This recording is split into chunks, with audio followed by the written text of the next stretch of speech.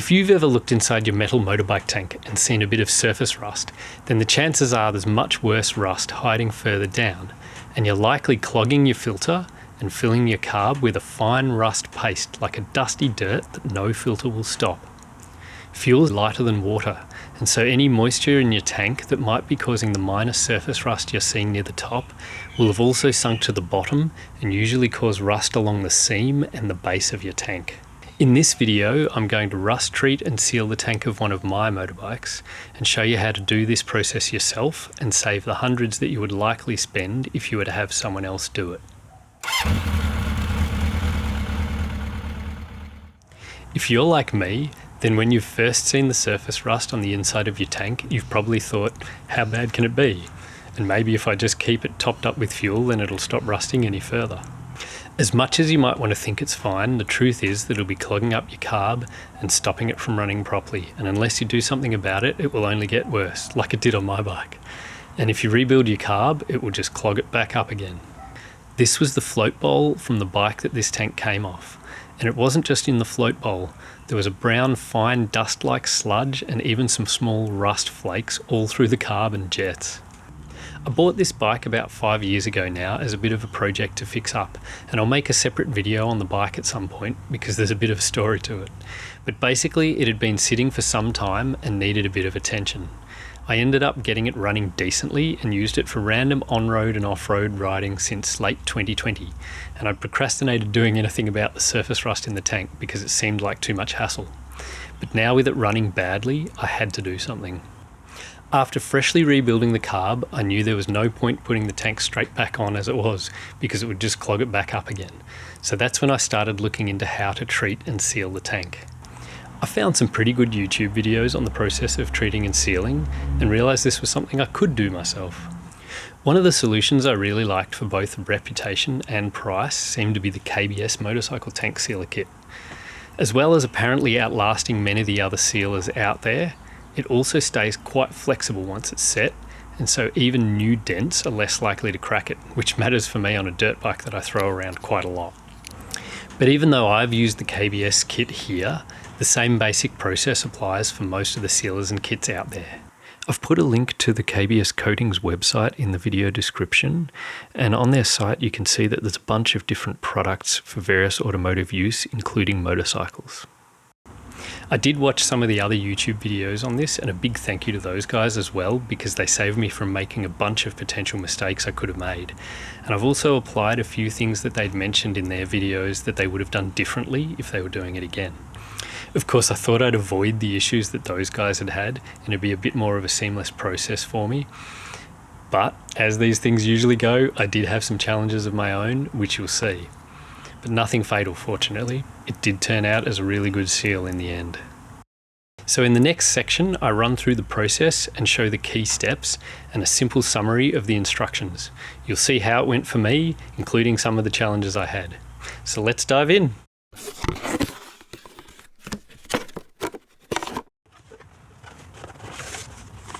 In the box, there's some printed instructions, which are quite good, although I'll get to that shortly.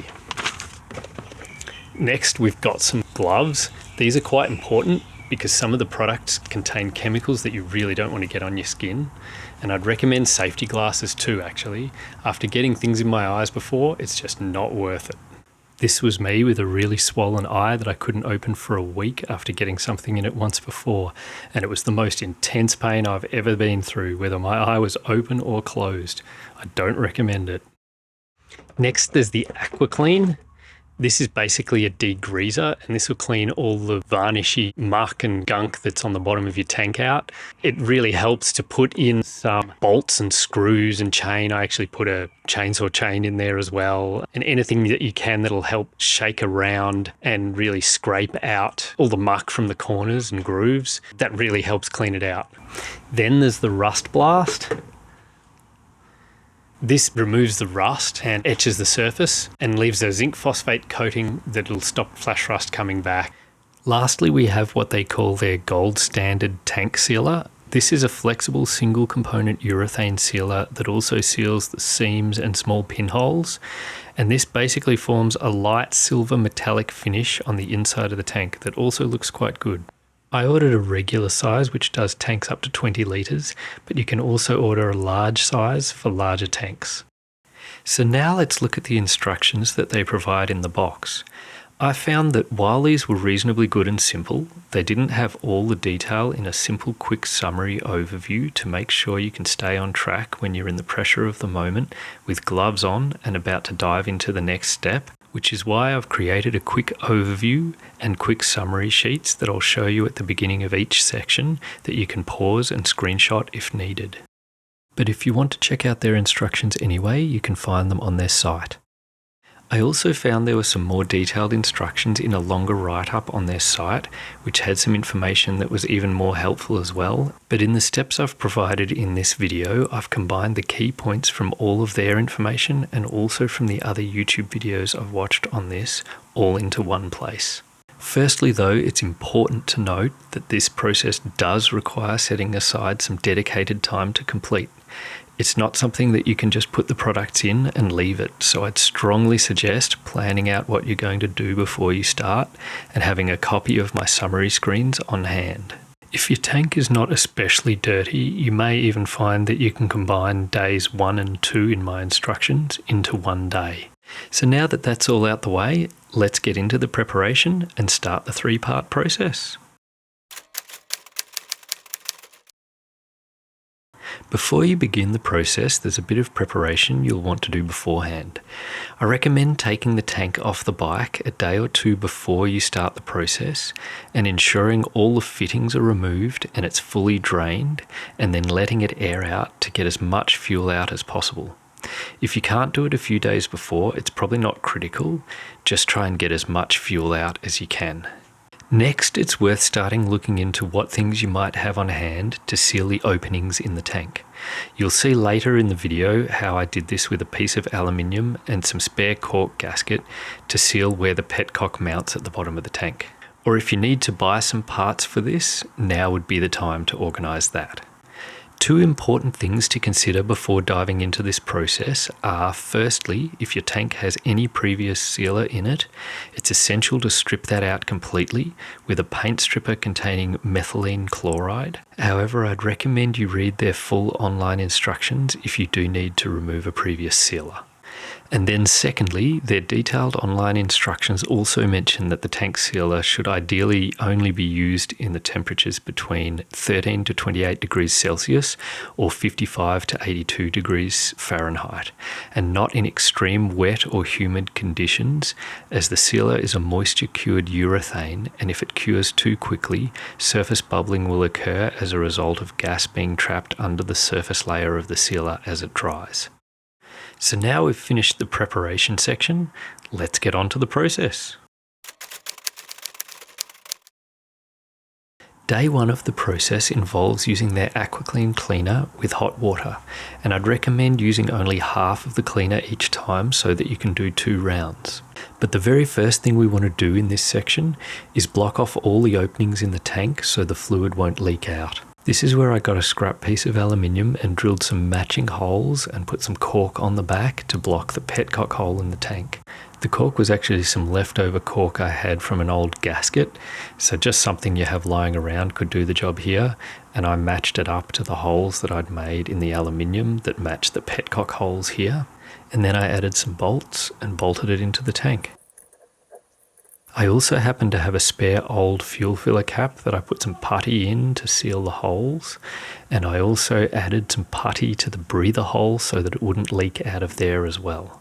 The putty I used for this was a Sally's Autofix Need It putty, and it's made specifically to be okay for fuel tanks and fuel proof, but it's important to check that whatever you use is going to stand up to the chemicals. A JB weld or something like that may be up to it as well. I did still find during the process that it did still leak a bit out the fuel filler cap, and so I also experimented using some cling film, some plastic wrap basically. I had some success with that. It still wasn't perfect. You may want to experiment around with whatever you've got there and see how you go.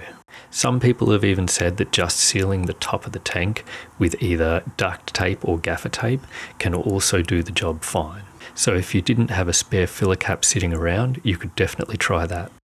Once the tank was sealed, now it was time to add in the items that I'd collected to scour out the tank. This included my chainsaw chain and a bunch of screws and bolts. I just poured them in, and then it was ready for the next step. Now it was time to add the AquaClean into the tank. At this stage, I recommend only adding half the quantity of the bottle, allowing you to run this process twice and get as much muck and varnish out of the tank as possible. So now it was time to go and add the hot water. In my case, I decided to use boiling water to get the best benefit out of this. And since this is a 1-to-1 mix, you should use the same amount of boiling water as you did of the AquaClean. And since in my case this is a 1 litre bottle, I used 500 ml of the bottle, so I added 500 ml of boiling water.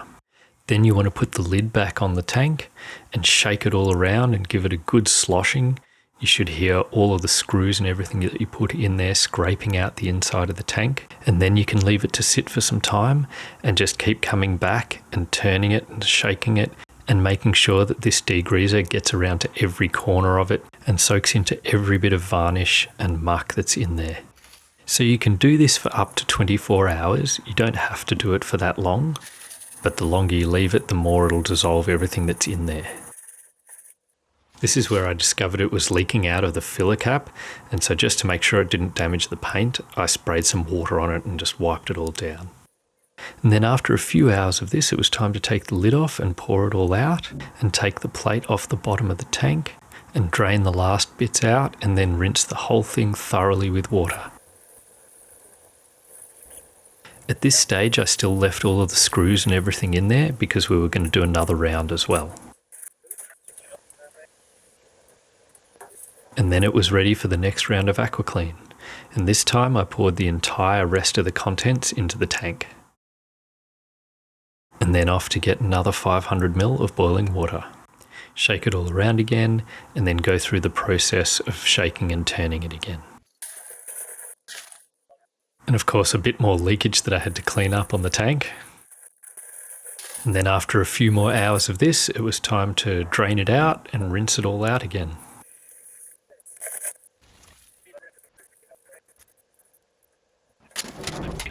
And this being the last rinse, I did a far more thorough rinse this time too. And then it was time to fish out all the items I'd put in there. Here we go, I got the chainsaw chain. Once I get that out, the rest should be a whole lot easier. And there we go. Much better. Now we'll see if we can get the screws out. This turned out to be an incredibly painful and slow process because there's a neck on the tank that makes it incredibly hard to get anything past it. So I finally got the last pieces out of the tank. Man, that was quite a marathon. But they're all out.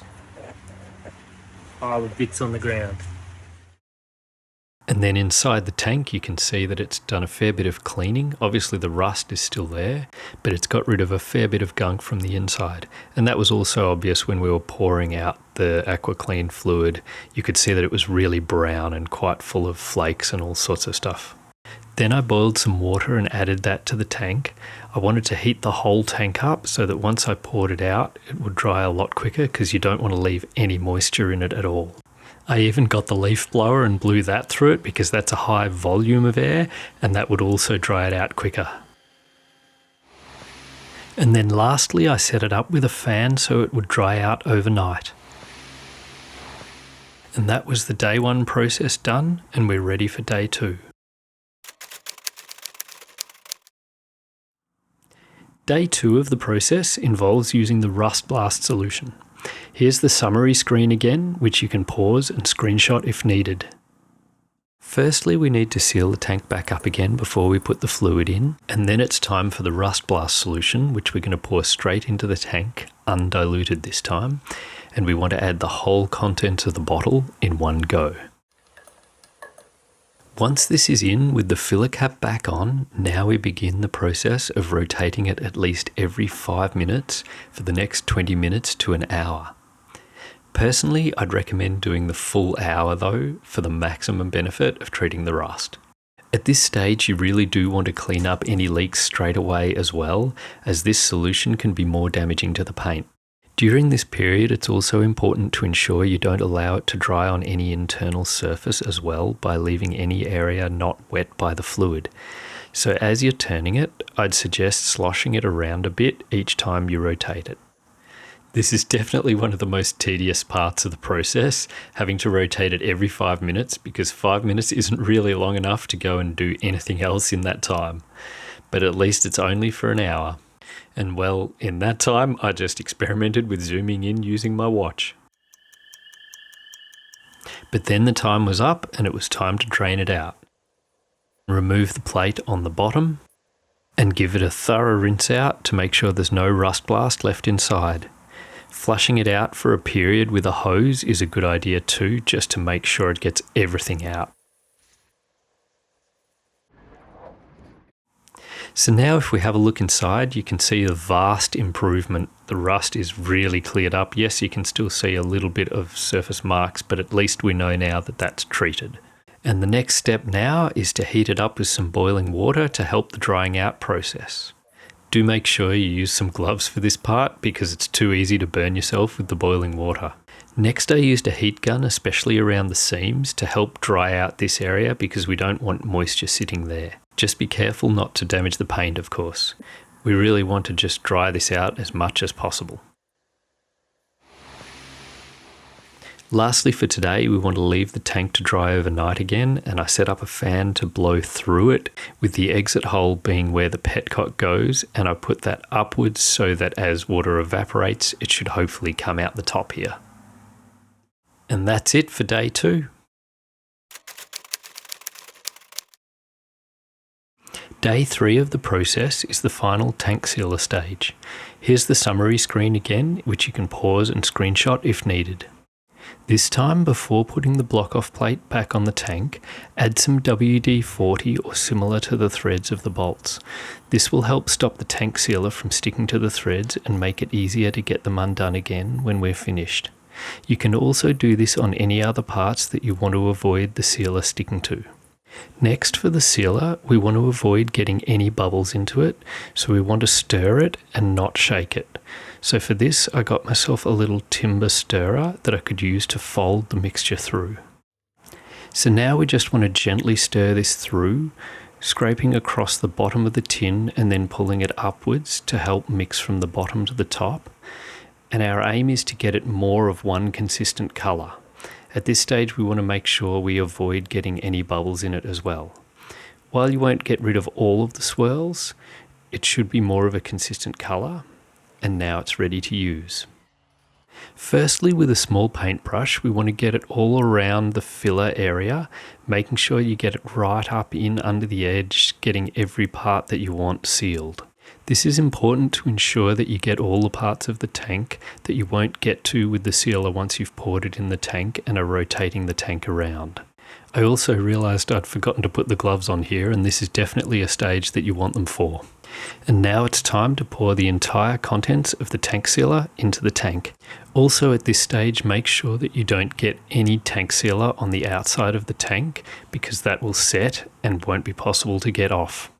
So now that the sealer's in, the tank needs to be rotated for the next 15 to 30 minutes, making sure it's rotated to every angle to allow the sealer to flow over every single internal surface of the tank and into every groove and corner. I recommend really taking your time with this as the sealer flows slowly and so it takes time to get a smooth, even coverage. And then once the 30 minutes is up, it's time to remove the block-off plate and drain the remaining sealer into a container. They do say in their instructions that if it's difficult to get any remaining sealer out of the tank, then you should make sure that you continue to rotate the tank for another 30 minutes or more to make sure that there's no pooling or puddling in any area of the tank, because if there's any puddles, it will bubble up as it dries. This is also a good point to make sure that you clean off any spillage that's gone on the outside of the tank. Some WD-40 and paper towel or something like that will work, just making sure that there's nothing that's going to set on the outside. It's also important not to put the remaining sealer into the tin and seal it because it will expand as it dries. And then lastly, I put some WD-40 on the threads of the bolts and put them back in just to make sure the threads stay clean. You can see here that it's made a fairly smooth, even coating on the inside of the tank, and that's what you want. And now it needs to air dry naturally, and it takes 96 hours or 4 days to cure before you can add fuel to this. For the curing time, I sat it upside down just so that if any puddles did form and bubble, they would only happen in the top of the tank where it didn't matter. After the 4 days were up, this was the end result. It came up pretty well and I was quite happy with the result. You can see at the top there that it did pull a little bit and bubble up, so I'm glad I left the tank upside down because it won't matter at all there. But overall, it's a good even coverage. It seemed to get every part of the tank and it looks smooth and clean. I think this was a good result. Thanks for watching, and feel free to ask any questions in the comments and like and subscribe if you want more motorbike content.